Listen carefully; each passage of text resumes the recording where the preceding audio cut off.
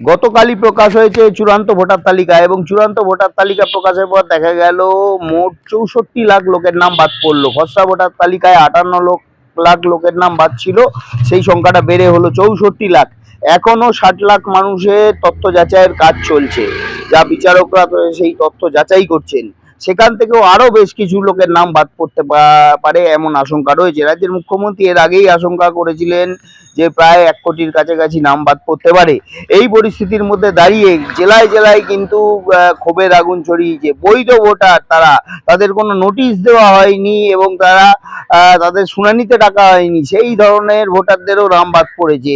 আবার যারা সমস্ত নথিপত্র দিয়ে শুনানিতে গিয়ে হাজির হয়েছে, দীর্ঘক্ষণ লাইনে দাঁড়িয়ে শুনানিতে হাজির হয়েছিলেন, তাদের সমস্ত নথিপত্র, বৈধ নথিপত্র দেওয়ার পরেও তাদের নাম বাদ পড়েছে।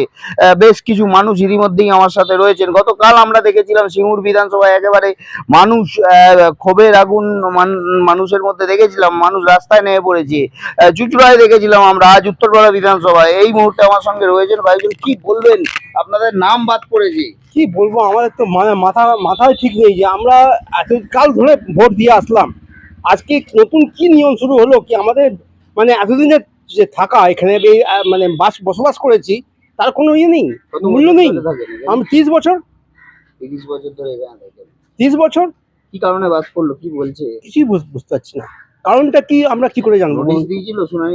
কোনো নোটিশও দেয়নি, নোটিশও হয়নি, তারপরেও আপনাদের নাম বাদ পড়লো। ওরা পরিবার সবই তো করে নিয়ে গেছিল, প্রথমবারে করলো, সেকেন্ড টাইম আবার ডাকলো, দেওয়া হলো, এরপরও কি করে বাদ যায়? হুগলি থেকে ক্যামেরায় রাইস সঙ্গে রাকেশ চক্রবর্তী, বাংলা জাগো।